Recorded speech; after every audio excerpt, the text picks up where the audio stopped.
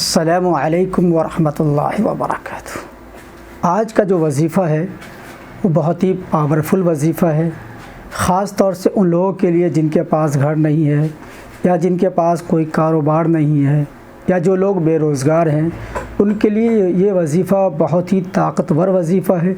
جن لوگوں نے بھی اس وظیفہ کو اپنایا ہے اور اس پہ عمل کیا ہے، اللہ تبارک و تعالیٰ نے انہیں گھر عطا فرمایا ہے، اور جو لوگ بے روزگار تھے انہیں روزگار ملا، اور اسی طرح جن کے رزق میں برکت نہیں تھی، اللہ تبارک و تعالیٰ نے اس دعا کی بدولت ان کے رزق میں برکت عطا فرمائی ہے۔ تو اگر آپ بھی بے گھر ہیں تو اس دعا کو پڑھیں، انشاءاللہ آپ دیکھیں گے کہ چند مہینے کے اندر میں آپ کے پاس اپنا گھر ہوگا۔ اور وہ دعا یہ ہے، اللہم اغفر لی ذنبی ووسع لی فی داری وبارک لی فی رزقی۔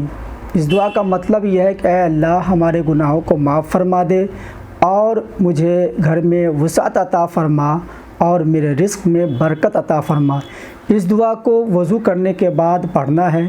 اس دعا کے جو راوی ہیں حضرت ابو ہریرہ رضی اللہ عنہ ہیں، وہ فرماتے ہیں کہ حضور پاک صلی اللہ علیہ وسلم جب بھی وضو کرتے تو اس دعا کو ضرور پڑھتے۔ اس دعا کے اندر بہت ہی برکت ہے۔ اس دعا کی بدولت انشاءاللہ آپ کے گھروں میں خوشی آئے گی، آپ کو اپنا گھر مل جائے گا، اور اسی طرح آپ کے رزق میں کشادگی ہو جائے گی۔ تو اگر یقین کے ساتھ آپ پڑھتے ہیں، بھروسے کے ساتھ پڑھتے ہیں، تب دیکھیں گے اس کے اندر کتنا پاورفل اور کتنی طاقت ہے۔